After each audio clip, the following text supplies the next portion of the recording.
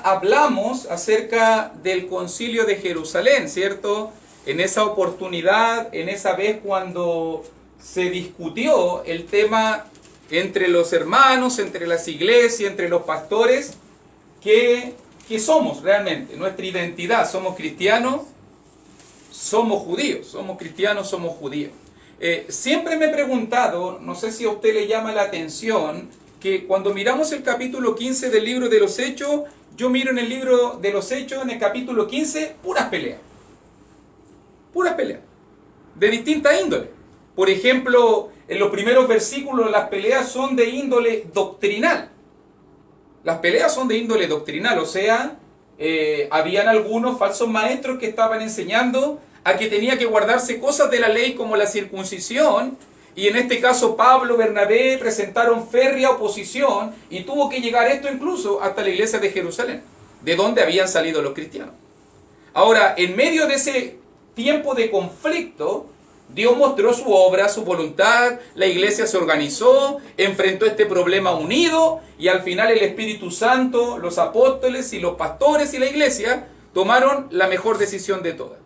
Y allí se le manda una carta a las iglesias, sobre todo que están entre los gentiles, para que no fueran confundidas, por estos falsos maestros que estaban, en este caso, predicando acerca de la ley. Por si acaso, todavía tenemos esos descendientes. No somos cristianos. Recuerde que lo que hace cristiano un cristiano es su identidad, es su autenticidad. Pero todavía hoy en día tenemos los vestigios de personas y hermanos que quieren seguir guardando mandamientos de la ley antiguo testamentaria.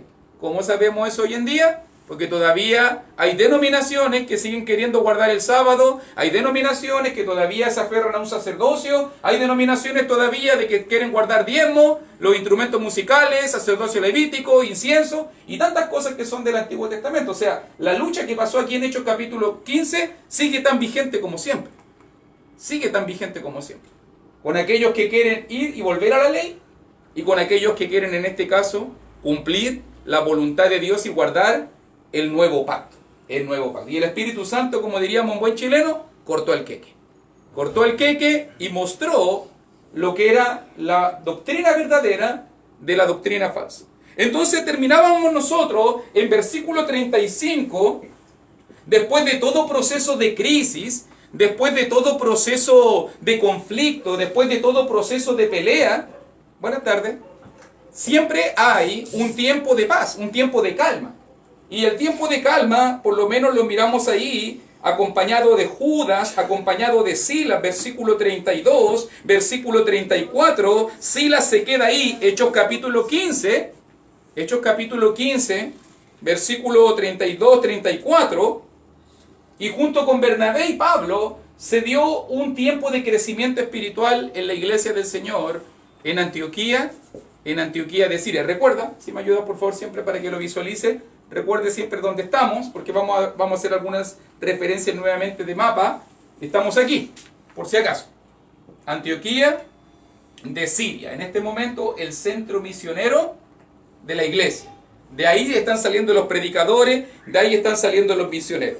Entonces, note bien ahora, verso 36, versículo 36, a ver si podemos leer, a ver si Yanina puede leer el 36, mi hermana Jessica el 37, mi hermana Elena 38, mi hermanita Magali 39, Matías 40, y vamos a dejar al Lucianito 41, para que leamos el texto, por favor. Después de algunos días, Pablo dijo a Bernabé: volvamos a visitar a los hermanos en todas las ciudades en que hemos anunciado la palabra del Señor, para ver cómo están. Y Bernabé quería que llevasen consigo a Juan, el que tenía por sobrenombre Marcos. Pero a Pablo no le parecía bien llevar consigo al que se había apartado de ellos desde Panfilia, y no había ido con ellos a la obra. Y hubo tal desacuerdo entre ellos que se separaron el uno del otro. Bernabé, tomando a Marco, navegó a Chipre. Y Pablo, escogiendo a Silas, salió encomendado por los hermanos a la gracia del Señor. Y pasó por Sira y Cilicia, confirmando a la iglesia. Muy bien, note que pasó el tiempo, estaban aquí predicando con muchos otros, dice versículo 35, enseñando la palabra del Señor y anunciando el Evangelio con otros muchos, y note, por lo menos quiero hoy día enfocar la lección en 3 puntos específicos. Por lo menos hay 3 puntos específicos en Hechos capítulo 15, versículo 36 al versículo 41, ¿ok? La primera cosa, la preocupación del siervo de Dios.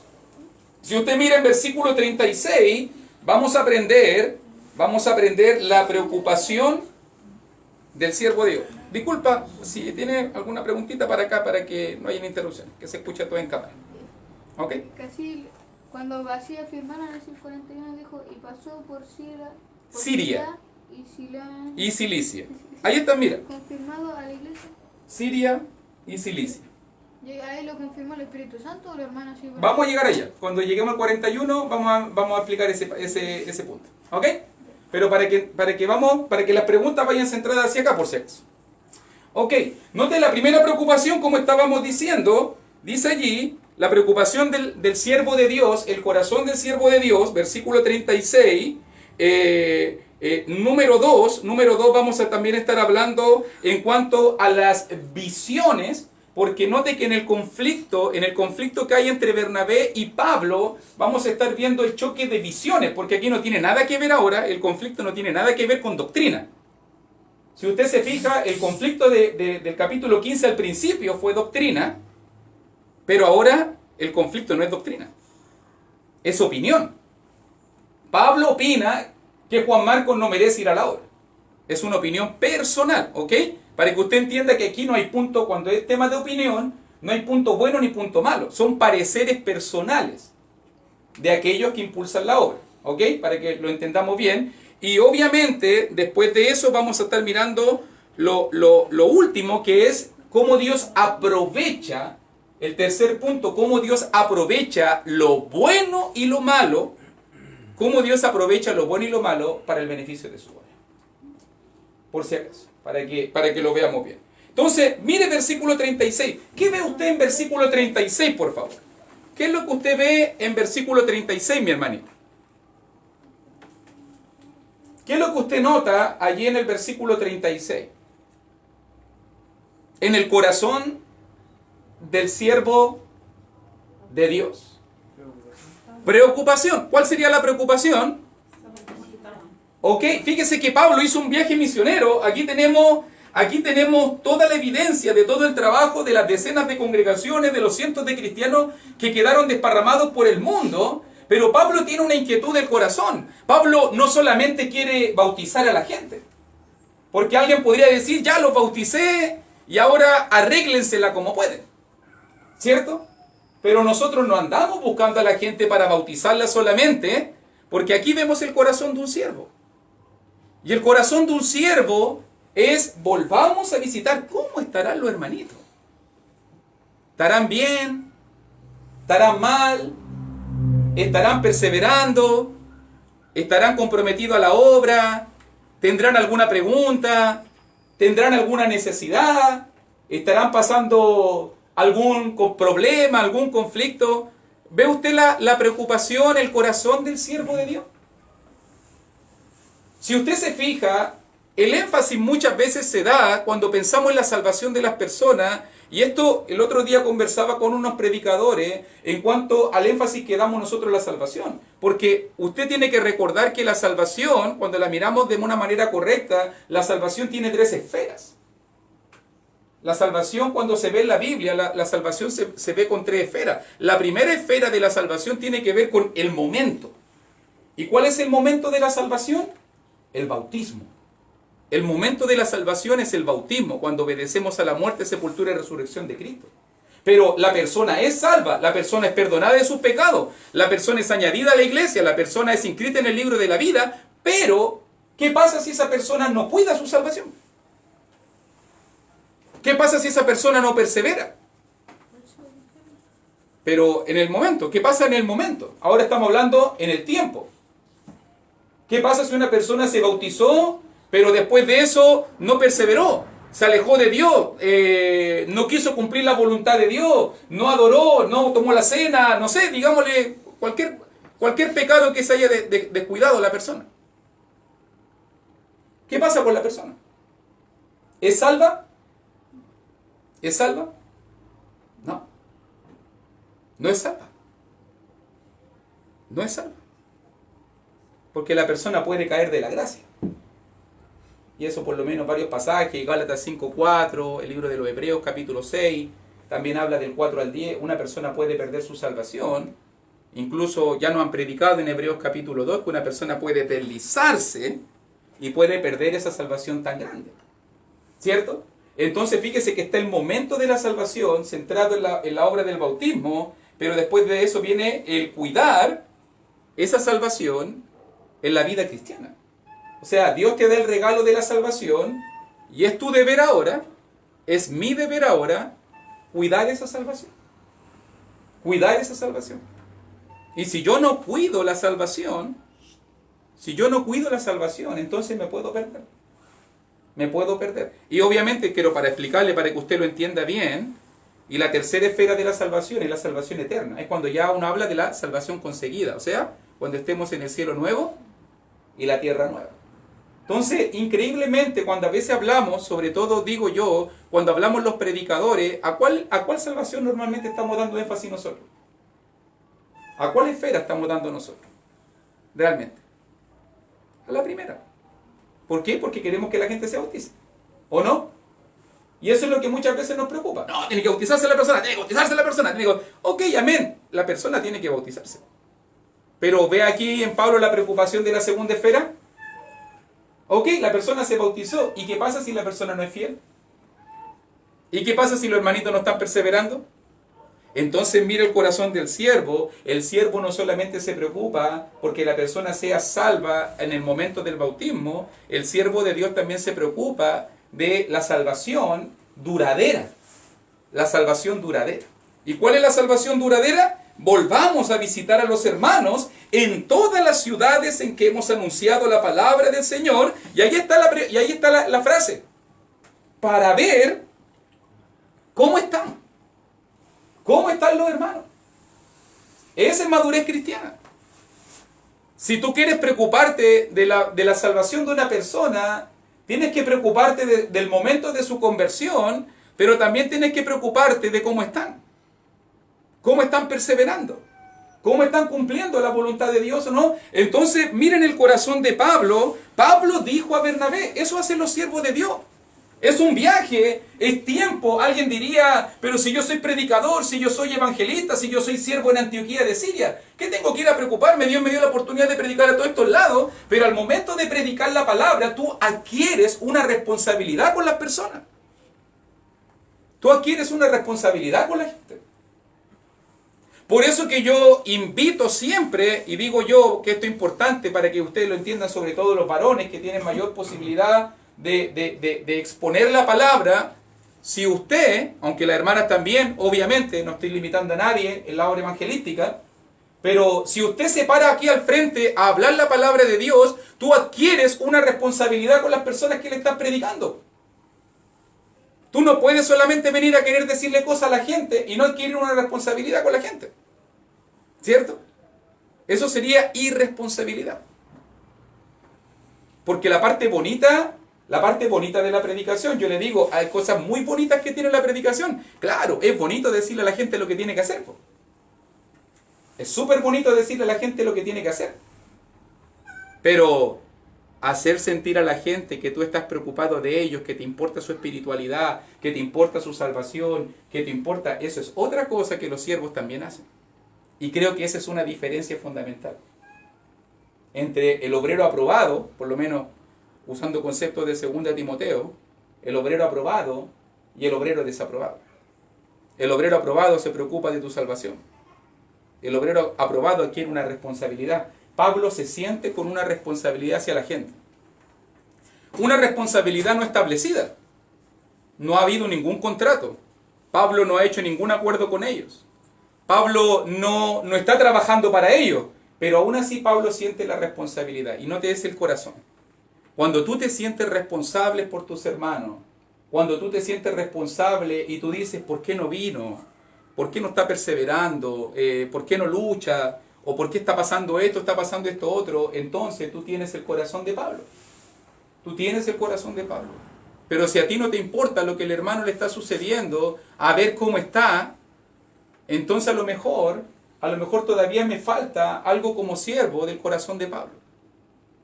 Porque Pablo está volviendo, y note que ese deseo va a ser, va a comenzar de la próxima semana, ese deseo en el corazón de Pablo va a hacer que se motive un segundo viaje misionero.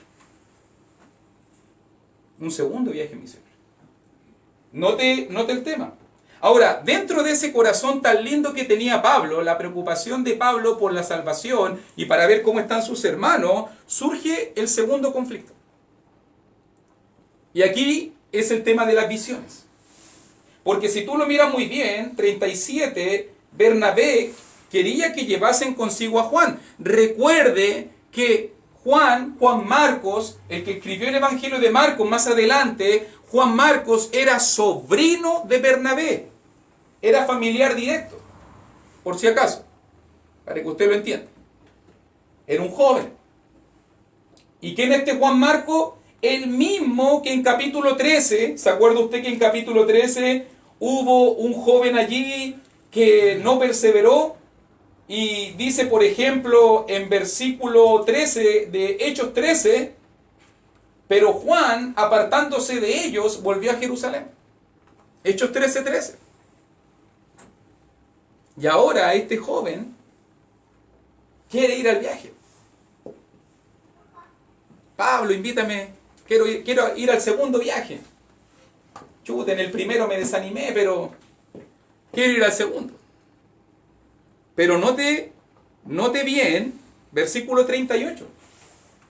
Pero a Pablo no le parecía bien llevar consigo al que se había apartado de ellos desde Panfilia. ¿Nota usted aquí las dos visiones? La polarización de opiniones. Hay dos opiniones muy fuertes aquí. Por si acaso, Bernabé siempre va a ser fiel a sus convicciones. Bernabé fue conocido en Hechos capítulo 4 como el hijo de consolación. Bernabé en Hechos capítulo 9 fue el que intercedió por Saulo para que la iglesia de Jerusalén en un momento lo aceptara. Bernabé fue el que fue a predicar a Antioquía de Siria. Él fue uno de los gestores de la tremenda obra misionera en Antioquía de Siria. Bernabé siempre es un hombre que está apostando por los otros. Siempre. Usted siempre lo va a ver intercediendo por alguien. Cuando estaban los santos en Jerusalén llenos de necesidades, Bernabé fue capaz de vender una de sus casas, una heredad que tenía, y él la puso a los pies de los apóstoles para que se distribuyese y se ayudara a los hermanos, intercediendo y ayudando a los hermanos. Cuando Pablo estaba aislado y solo, y nadie creía en su conversión, nadie daba un peso por Saulo en ese momento, el perseguidor, Bernabé lo tomó, creyó en él, confió en él, y lo llevó a los apóstoles e intercedió por él. Cuando tenían que buscar un siervo para que predicase en la región en Antioquía, ¿a quién vamos a mandar? Mandamos a Bernabé. Y ahora, cuando se le tiene que dar una segunda oportunidad a Juan Marcos, ¿quién cree usted que intercedió? Bernabé. O sea, ahí está la visión de Bernabé. Oiga, hermano, el Espíritu Santo escogió así a los que venían a predicar la palabra así por cada En Hechos capítulo 13, claro que sí, el Espíritu Santo le habló directamente, apartadme a Saulo y Bernabé para la obra que le he encomendado. Claro, y normalmente vamos... ¿Y Pablo? Claro, Saulo en ese momento se le conocía así, se le conocía como Saulo en Hechos 13. Y vamos viendo el mover, si uno va mirando los finales de cada parte del viaje, siempre se dice que el Espíritu Santo va moviendo, el Espíritu Santo va moviendo. O sea, una conclusión, cuando terminó el concilio de Jerusalén, ha parecido bien, leímos nosotros, me acuerdo yo en versículo 28 de Hechos 15, ha parecido bien al Espíritu Santo. O sea, el que está impulsando la obra, el que está moviendo, el que está enviando misioneros, el que está ayudando a solucionar los problemas, el que está dando paz, el que está organizando la iglesia, el que está haciendo todo, es el Espíritu Santo. Y uno tiene que entender que el libro de los Hechos realmente no es Hechos de los Apóstoles, sino realmente debería ser llamado Hechos del Espíritu Santo. ¿Por qué? Porque muestra claramente la obra que el Espíritu Santo impulsó desde el día de Pentecostés, cuando la iglesia de Cristo fue establecida, hasta cuando la iglesia del Señor llegó a Roma. A Roma. Todo por obra del Espíritu Santo. ¿Ok? Entonces note que ahí está la primera visión, pero por otro lado está la visión, fíjese, la visión de Bernabé. ¿Cuál es la visión de Bernabé? La visión de Bernabé es la de la segunda oportunidad, la de dar oportunidades, la de ser un poquito más permisivo, la de creer un poquito más en la gente. Pero también estaba la visión de Pablo. ¿Y cuál era la visión de Pablo? No, si dejó la obra botada, la va a volver a dejar botada y no es confiable. Y yo no quiero que vaya y no quiero juntarme, no quiero invertir tiempo en una persona que dejó a Cristo y dejó la obra. Y ahí están las dos visiones, enfrentándose la una a la otra. Uno por un lado, yo me imagino a Bernabé diciéndole a Saulo, pero Saulo, ¿no te acordáis cuando nadie creía en ti? ¿No te acordáis cuando nadie daba un peso por ti? Cuando nadie creía en tu conversión. ¿Quién creyó en ti? Yo creí en ti. Y te di una oportunidad y te llevé a los apóstoles. Y ahora tú no quieres creer en la conversión de este joven. Y ahí, no. Y Pablo diciendo, no. Digo esto porque, según lo que nos muestra el pasaje, versículo 39, hubo tal desacuerdo. Hubo tal desacuerdo. No se pudieron poner de acuerdo estos dos tremendos líderes. Pero quiero destacar, mi hermanito, porque lo he tratado de mirar por aquí, por allá. Lo quiero mirar bien y quiero ser súper objetivo. Yo creo que ninguno se equivocó. Yo creo que ninguno se equivocó. Eso es lo correcto. Porque era una cuestión de opinión. Y en las cuestiones de opiniones hay libertad. Hay libertad. Diferente fuera si esto fuera doctrina. Porque cuando hay doctrina no hay dos opiniones. ¿Cierto? Cuando es doctrina, por ejemplo, nosotros podríamos decir, a ver, veamos si tomamos la cena del Señor el viernes, el sábado, el domingo, y vamos a ponernos todos a discutir y hagamos un foro a ver quién vota. No podemos discutir. No podemos discutir de la cena del Señor. ¿Por qué? Porque la palabra claramente nos dice, día domingo, primer día de la semana, Hechos capítulo 20, versículo 7, y el tema quedó zanjado. El tema quedó zanjado. La cena del Señor se toma el primer día de la semana. No podemos discutirlo. Seríamos necios discutirlo. No, que una vez al año, que una vez al mes, que como dicen los denominacionales, la palabra lo dice claro. Pero ahora la gente va a empezar a decir, ¿y qué pasa si es jugo de uva o vino? ¿Vamos a pelear por eso? Dice fruto de la vid, ¿cierto? ¿El jugo de uva es fruto de la vid? Sí. ¿El vino es fruto de la vid? Sí. ¿Vamos a pelear por eso? Bueno, se lo digo por si acaso para que sepa, hay gente que pelea por eso. Y divide iglesias completas. O vamos a usar una copita, o vamos a usar muchas copitas. Y hay iglesias de Cristo que se han partido en dos por culpa de que llega alguien que dice, no, es que yo creo que podríamos usar una sola copa. Ok. No, es que yo creo que vamos a tener copita. No, es que yo creo que vamos a tener una copa, copita, y van a estar discutiendo toda la vida por eso. Cuando no hay una doctrina, cuando no hay una doctrina claramente establecida, cuando el recipiente nunca ha sido la temática de la cena del Señor. Porque si nos ponemos a debatir por el recipiente, imagínense. O sea, lo que más importa es el contenido, el fruto de la vid. No sé qué representa la copa, no representa nada. La copa no representa nada como recipiente. Es el contenido que simboliza la sangre de Cristo. Entonces, si nos vamos a poner a pelear por algo que sea sustancioso, algo que sea bíblico, algo que sea doctrinal, pero si vamos a estar discutiendo por un recipiente, pero la gente discute. Pero te lo digo para aclararte el punto. Eso es un tema opinión. ¿Quería hacerlo con una copita? Amén. ¿Quería hacerlo con muchas copitas? Amén. Yo no voy a discutir por eso. ¿Quería hacerlo con jugo de uva? Amén. ¿Quería hacerlo con vino? Amén. Yo no voy a discutir por eso porque no es el punto. Pero si tú me decís que queréis cambiar el día o queréis cambiar los elementos, ahí yo me voy a poner grave. Es lo mismo con los instrumentos musicales.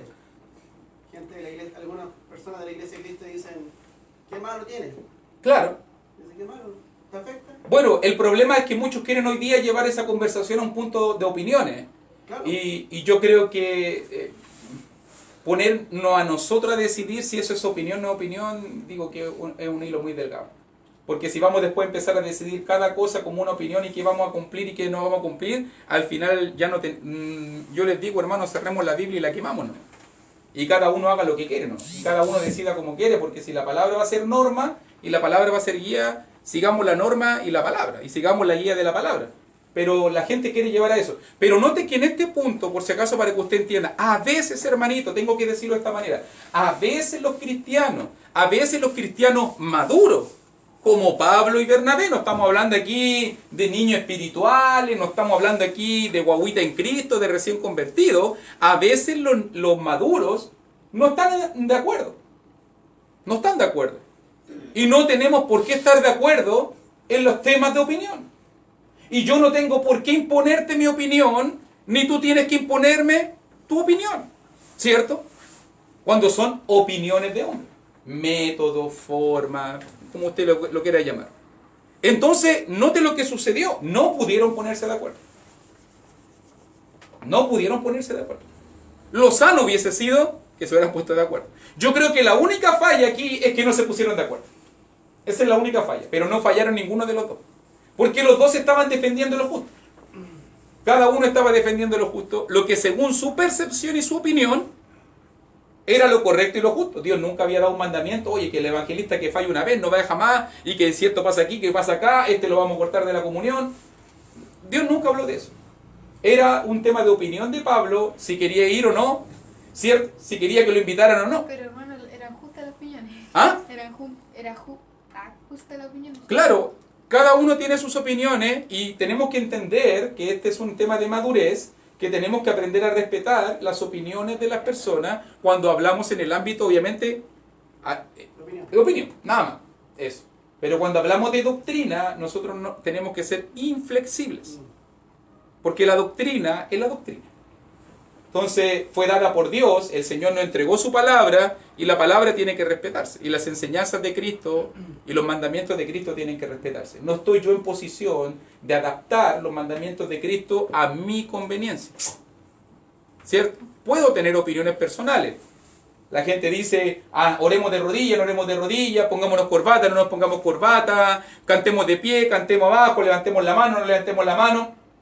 Son temas de opinión. No me voy a poner a discutir con usted si usted quiere tirarse de guata, de cabeza, si usted quiere ponerse corbata, si usted quiere ponerse traje.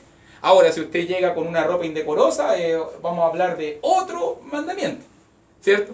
En cuanto al decoro y al recato, ¿cierto? Que si una hermana llegara con un escote por acá, una minifalda o algo así, uno diría ya otra cosa. Otra cosa, no se incumpliría ese punto, pero se incumpliría otro, del recato, del decoro de la mujer cristiana. ¿Cierto? Que el atavío debe ser, obviamente, de una forma casta y cuidadosa, como dice la palabra. Entonces, ¿qué sucedió? 39, note bien, ¿qué pasa cuando los cristianos a veces no se ponen en desacuerdo? Al final se tomó una decisión que parecía negativa, una decisión que tal vez de repente no la entenderíamos, una decisión que tal vez atenta la unidad que muchas veces decimos nosotros, pero una decisión que dejó en paz. Y a veces es más importante que la unidad, y mire lo que estoy diciendo, a veces es más importante que la unidad, la paz, ¿cierto? La paz. ¿Por qué? Porque se separaron el uno del otro, Bernabé tomando a Marco, Bernabé siempre da segunda oportunidades, Bernabé tomó a su sobrino y se fue a un viaje misionero. Y por el otro lado, Pablo, escogiendo a Silas, recuerde que dije ya que a Silas siempre lo escogen, siempre está en el partido y a Silas siempre lo eligen. Así, pero conversación en paz, así. Así, conversación en paz. Claro, como varones cristianos, obviamente Pablo con Bernabé no se agarraron a combo, ni se insultaron, ni se dijeron cosas hirientes. Claro, tomaron decisiones maduras tomaron decisiones maduras, no se pegaron combos ni se amenazaron, ni si te he visto, te veo después te voy a pegar. No, obviamente como gente madura, como gente espiritual, como mirando el bienestar de la obra por encima de sus desacuerdos, Pablo y Bernabé tomaron la decisión de separarse y noten lo que sucedió. ¡Qué increíble! Al comienzo, en el versículo 36, dije, va a comenzar un viaje misionero súper bueno. Pero al final del versículo 40, ahora hay 2 viajes. Hay 2 equipos misioneros. O sea, lo que parecía una desventaja, en un cierto sentido se volvió una ventaja. Eso hace Dios. Para que usted entienda que los temas de opinión no nos pueden dividir. Y Dios siempre se aprovecha, y el Espíritu Santo se aprovecha de estas cosas para buscar el éxito de su obra. Porque ahora, versículo 39, va a haber un equipo misionero trabajando en la isla de Chipre. Por si acaso Bernabé nació en Chipre. O sea, iba a ir a su propia gente. A su propia gente. Natural de Chipre, por si acaso dice en Hechos capítulo 4. O sea, Bernabé va a enfrentar o va a ir a predicarle la palabra a las personas de su propia nación. Y Pablo y Silas salió encomendado. Y note qué importante la frase del final del versículo 40, a la gracia del Señor. Note que en varios puntos del libro de los Hechos estuve mirando, haciendo por ahí una pequeña concordancia, pero note, por ejemplo, cuando comenzó el viaje misionero. Yo me recuerdo que cuando estábamos hablando del comienzo del viaje misionero, el viaje misionero comenzó en el capítulo 13, apartadme a Bernabé y a Saulo para la obra que los he llamado, ¿cierto? Les impusieron las manos, los despidieron y fueron enviados, dice allí, enviados por el Espíritu Santo. Y note que en cada momento donde se va mostrando el recuento y donde se va mostrando la obra, dice la gracia del Señor, los que estaban ordenados para la gracia del Señor, los que estaban ordenados para la vida eterna. Y note ahora, dice ahí, estaba mirando el 14:4, la palabra de su gracia, la salvación, también dice el 13:26, también dice la doctrina del Señor. Y cuando comienzo a mirar en el libro de los Hechos, en el capítulo 14 también, versículo 26, donde habían sido encomendados a la gracia de Dios, y note nuevamente, en el capítulo 15, versículo 40, a la gracia del Señor. O sea, para que usted entienda qué es la gracia, por si acaso, si usted siempre se pregunta, mucho se habla de la gracia, por si acaso la gracia se refiere literalmente, etimológicamente, a un don no merecido. Eso etimológicamente se habla a un don no merecido. Pero en este caso, y específicamente considerado esto la palabra, la gracia es todo lo que Dios está haciendo. La gracia es todo lo que Dios está haciendo. Por eso que la salvación es por gracia. Por eso que cuando se habla de los dones del Espíritu Santo, es por gracia. Por eso que cuando se habla de la palabra de su gracia. Por eso que cuando se está hablando de la obra de Dios, se habla de la obra de la gracia, porque todo lo que Dios está impulsando, todo lo que Dios está haciendo para salvar esta humanidad, es producto y obra de la gracia de Dios. De un regalo no merecido. Un regalo no merecido. Tú no merecías ser salvo, yo no merecía ser salvo, yo no era digno de ser salvo, y aún así Dios decidió en su voluntad enviar al Cristo, decidió dar la salvación, decidió crear a su iglesia, decidió enviar la palabra. Si tú te fijas, Dios tomó todas estas decisiones no mirando tu dignidad, ni mirando tu corazón, ni mirando si eras merecedor o no merecedor. Eso se llama gracia. Y lo que envió a Pablo y a Bernabé, lo que envió ahora a Bernabé y Marcos y Pablo y Silas fue la gracia del Señor. Entonces, 3 puntitos. Número 1, el corazón del siervo. El corazón del siervo, preocupación. Ver cómo mis hermanos están. Número 2, a veces los cristianos están en desacuerdo. A veces los cristianos están en desacuerdo. ¿Cierto? ¿Y qué tenemos que hacer cuando los cristianos están en desacuerdo? Pelear, insultarnos, amenazarnos, hablar mal del otro. Yo nunca escuché a Pablo, leí a Pablo, hablar mal de Bernabé. Nunca Bernabé habló mal de Pablo. Eran compañeros de equipo. No se pusieron de acuerdo en ciertos puntos de opinión. Pero eso no significa que le dio derecho a Pablo o le dio derecho a Bernabé a hablar mal del otro. Nunca, usted lo va a ver. Nunca Pablo va a decir, no vaya con Bernabé, que Bernabé siempre así, anda con pura gente caída. Ni tampoco Bernabé nunca dijo, Pablo tan inflexible, no se acuerda cómo era, de dónde Dios lo sacó. También un día necesitó una oportunidad y yo se la di. Nunca usted va a ver a Bernabé así. O sea, cuando usted vea a un cristiano hablando mal de otro cristiano por un desacuerdo, no está ahí el Espíritu de Cristo. No está ahí el Espíritu de Cristo. ¿Puede ser que cristianos se pongan en desacuerdo? Puede ser que cristianos se pongan en desacuerdo. Pero eso no me da derecho a mí de hablar mal del otro, de criticar al otro, de murmurar del otro. No me da derecho a mí. No pasó aquí. Y al final, tercer punto, el beneficio de la obra. Ahora hay 2 equipos misioneros. Ahora hay 2 grupos de evangelistas. La obra sigue creciendo. Ahora, aquí está Bernabé y ahora Pablo va a salir de aquí. 2 equipos trabajando. La obra consolidada y creo que Bernabé con Marcos se van a encargar de fortalecer mucho la obra en Chipre y Pablo se va a encargar de ir a visitar a todos aquellos que habían sido alcanzados por la gracia. ¿Se fija? Y pasó por Siria, recuerde que estaban en Antioquía de Siria, y Cilicia, por si acaso, y Cilicia en esta zona de acá, y así dice versículo 41, confirmando a las iglesias. Y ya hemos hablado, por si acaso, hablamos también, me acuerdo yo en el capítulo 14, hablábamos de la confirmación. En 14:22 dice confirmando los ánimos.